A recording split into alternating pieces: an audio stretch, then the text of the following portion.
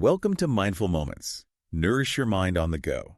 This video uses AI narration to present our original book analysis. Oh, cool. Today we're taking a deep dive into Carl Sagan's The Demon-Haunted World. Science as a Candle in the Dark. Sounds like a good one. You're probably curious about why this book still resonates today. I am, actually. Well, Sagan argues that in a world overflowing with information, Right. it's more important than ever to think critically. Yeah, makes sense. So we've got a stack of notes, highlights, Okay. some fascinating thoughts to share. Cool. Think of this as your intellectual shortcut to understanding Sagan's powerful message. I like that. You know, one of the things that strikes me about this book is how Sagan presents science as more than just a collection of facts. Oh, really? He really emphasizes it as a way of thinking, a mindset, Okay. almost like a set of tools for approaching the world.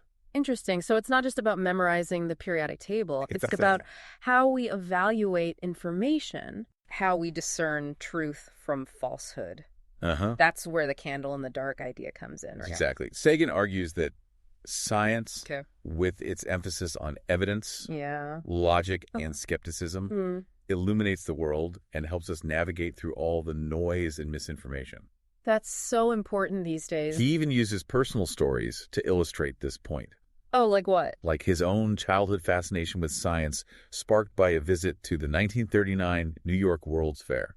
Oh, I love that story. Simple exhibits showing sound, visualized as a wave or light-creating sound, Yeah. completely captivated him. Yeah. He talks about it with such wonder. This makes you realize how powerful those early encounters with science can be. They really can be. And then there's the story of Mr. Buckley, a well-educated man Sagan met who was deeply interested in science, Okay. but completely misled by pseudoscience. Interesting. Have you ever encountered someone like that? Oh, yeah. Someone who seems intelligent but falls for outlandish claims? Yeah, I think we've all been there at some point. Right.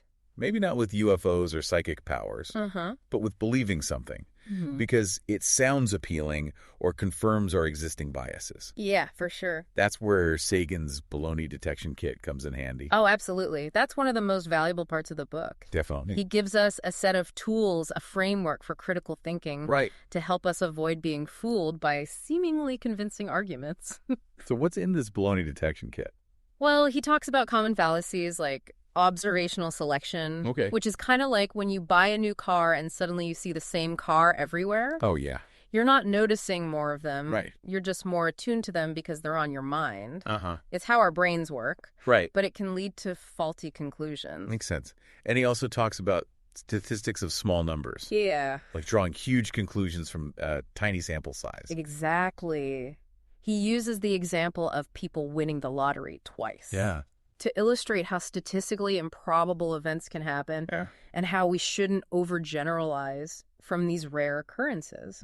He wants us to look beyond the surface, to dig deeper and ask, what's the real evidence here? And speaking of questioning evidence, Yeah. Sagan dedicates a good chunk of the book to debunking popular myths and pseudoscientific claims. Really? He even tackles the famous Face on Mars photo, explaining how our brains are wired to see patterns even where none exist, which can lead us down some pretty wild rabbit holes. That's fascinating. He connects this to the historical example of the Martian canals, Okay. once believed to be evidence of intelligent life, but later revealed as an optical illusion. Wow.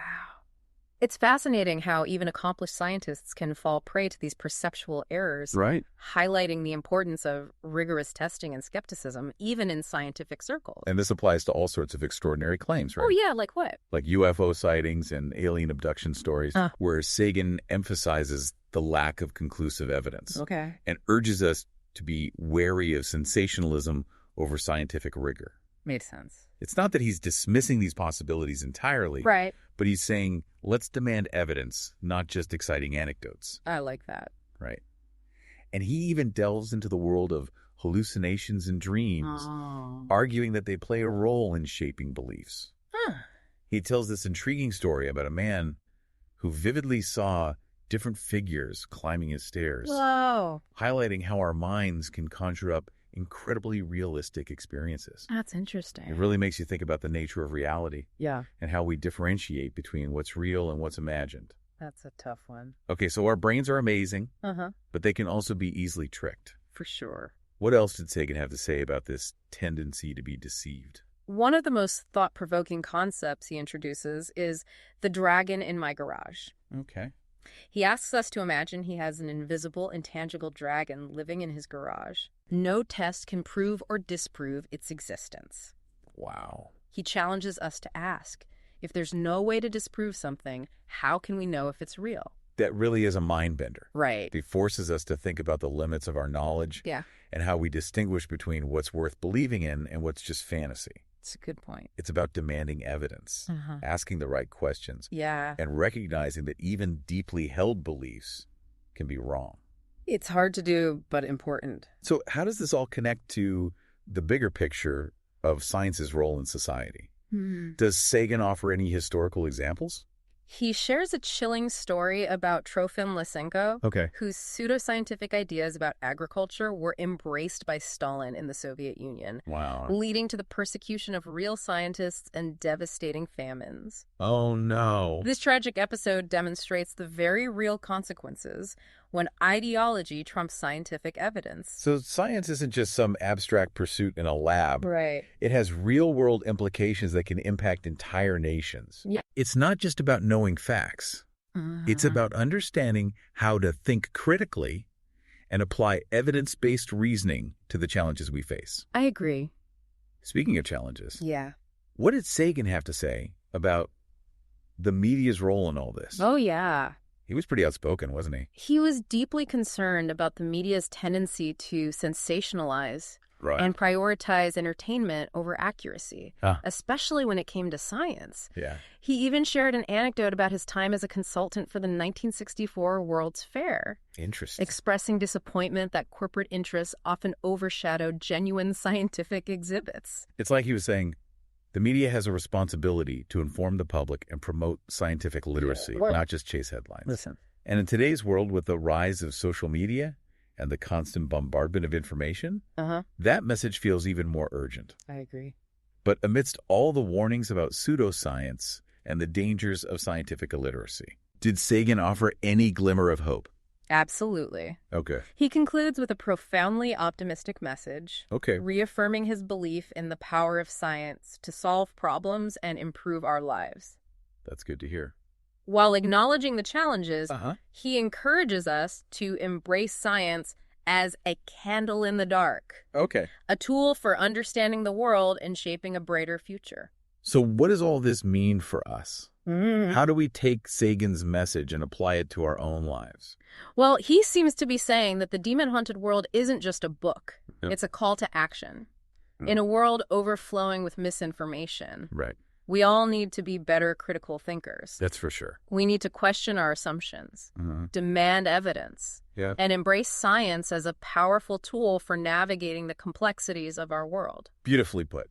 Thanks. We'll continue this deep dive into the demon-haunted world in part 2. Looking forward to it. See you there. You know, one of the things that really stands out in the demon-haunted world is how Sagan weaves together seemingly disparate ideas, connecting history, psychology, and personal anecdotes to make his points. It's like he's showing us how these different fields of knowledge can inform each other, helping us to see the bigger picture. Exactly. Like how he draws parallels between those historical accounts of visions, the modern-day alien abduction stories, and even the guy who saw different figures climbing his stairs.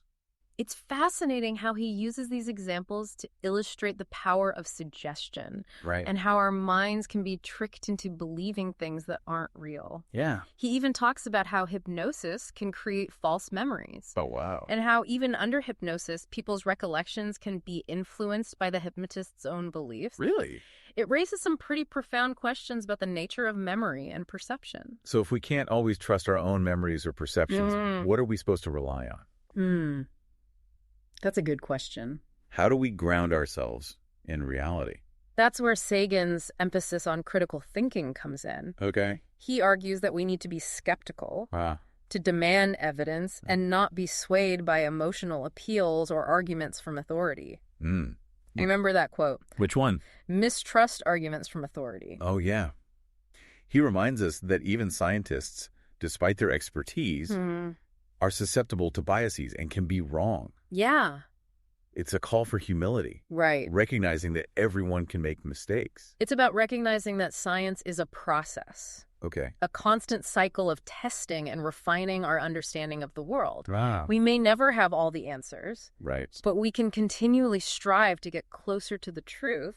And sometimes those truths can be unsettling. Yeah. Challenging our deeply held beliefs. For sure. Like how people reacted to the idea that the Earth isn't center of the universe. Right. Must have been a pretty radical shift in thinking. Sagan talks about how scientific discoveries can disrupt our comfortable worldviews, forcing us to rethink long-held assumptions. Right. He acknowledges that the truth can be puzzling, counterintuitive, and even contradict things we've always believed to be true. It makes you wonder how many truths we cling to today that will be overturned by new discoveries in the future. It really does. But while acknowledging the potential for disruption, Sagan also celebrates the incredible benefits of scientific progress. Absolutely.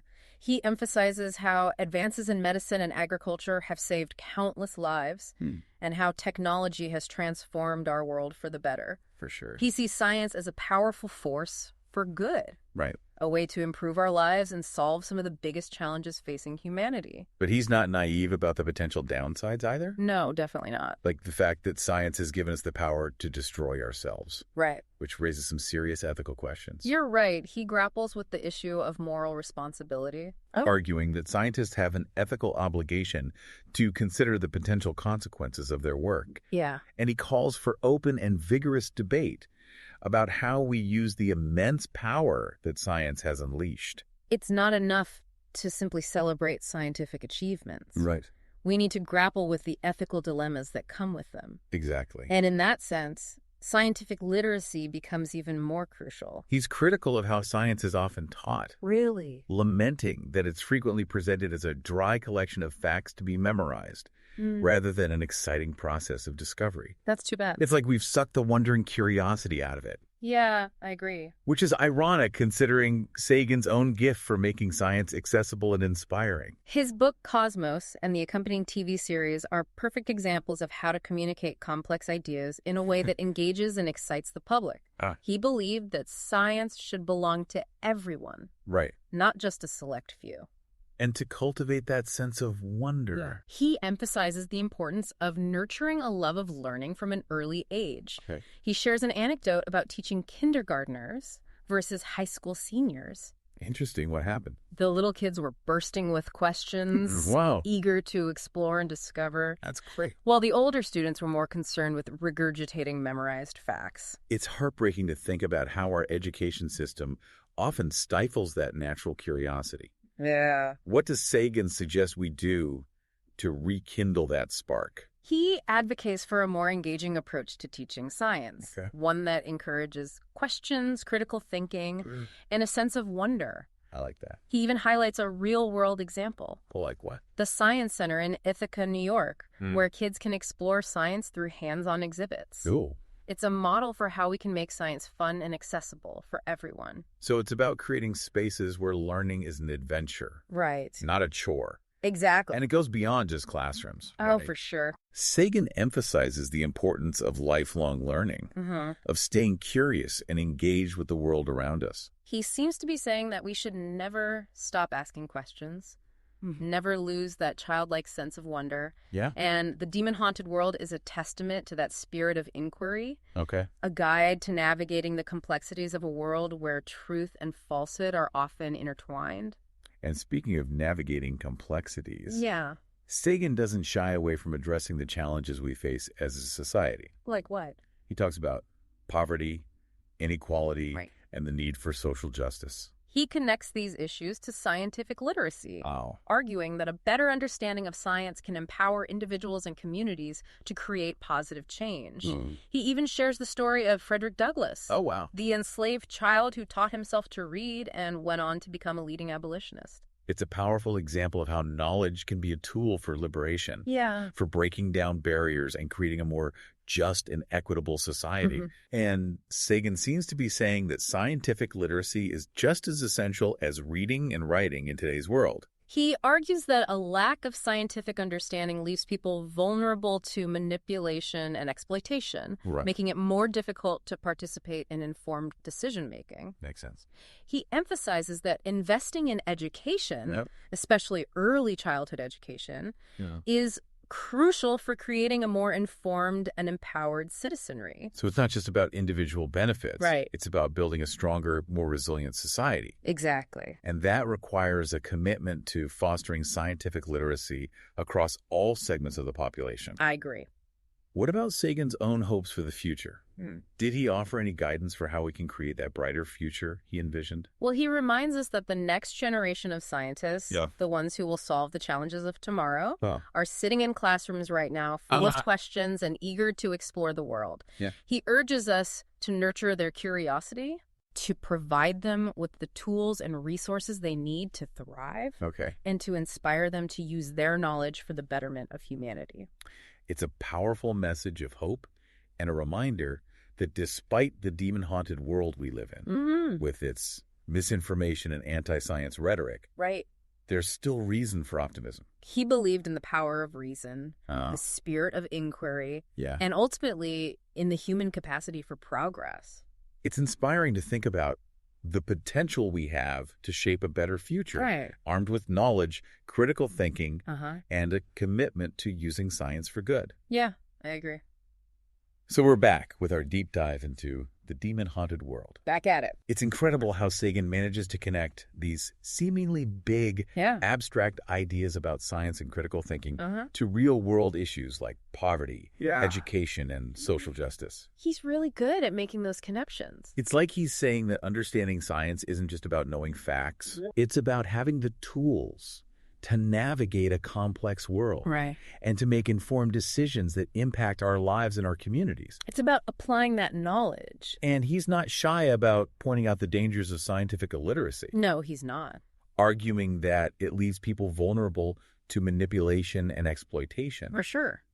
He even uses the example of those misleading ads for weight loss products or miracle cures. Oh, yeah. Those are everywhere. It's about recognizing how easily we can be swayed by pseudoscientific claims, especially when they prey on our fears or desires. Exactly. And Sagan argues that a solid understanding of science can help us to see through these deceptive tactics and make choices based on evidence, not hype. It's about being a savvy consumer. So it's about empowering ourselves to be critical consumers of information. Yeah. Whether it's evaluating a product claim or assessing the credibility of a news article. Exactly. And Sagan goes even further, arguing that scientific literacy is essential for a functioning democracy. He believes that citizens need to be able to engage in informed debate about issues that have scientific underpinnings, like climate change, genetic engineering, or public health policies.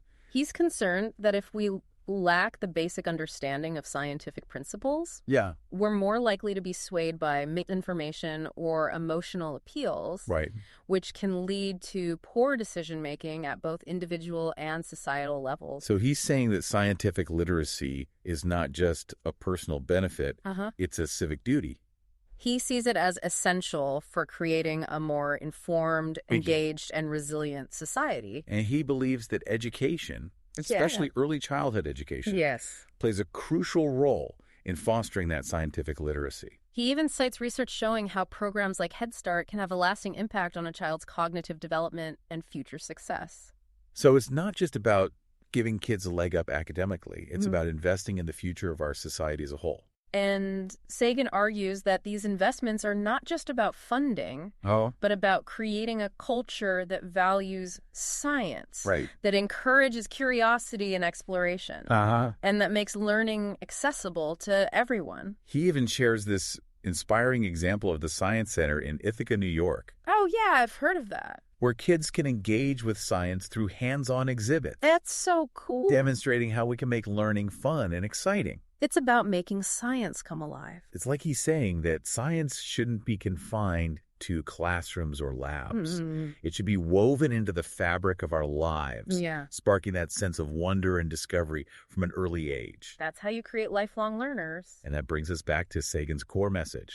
His belief in the power of science to illuminate the world and to guide us towards a brighter future. He's definitely a hopeful guy. Despite all the challenges we face, Yeah. the misinformation, Yeah. the anti-science sentiment, It's out there. he maintains this unwavering optimism, this faith in human potential. He reminds us that the next generation of scientists, Right. the ones who will solve the challenges of tomorrow, are out there right now, full of curiosity and eager to explore. And he urges us to nurture their passion, to provide them with the tools and support they need, and to inspire them to use their knowledge for good. It's a powerful message of hope. It really is. A reminder that we have the capacity to shape a better world. Armed with knowledge, critical thinking, and a commitment to using science to address the challenges we face. So the demon-haunted world is more than just a fascinating read. Definitely. It's a call to action. A reminder to stay curious, to think critically, and to embrace the power of science as a candle in the dark. Beautifully said. To delve deeper into Sagan's thought-provoking exploration of science, skepticism, and the wonders of the universe, follow the link to purchase the full book. Don't forget to subscribe to Mindful Moments for more insightful deep dives into books that nourish your mind on the go.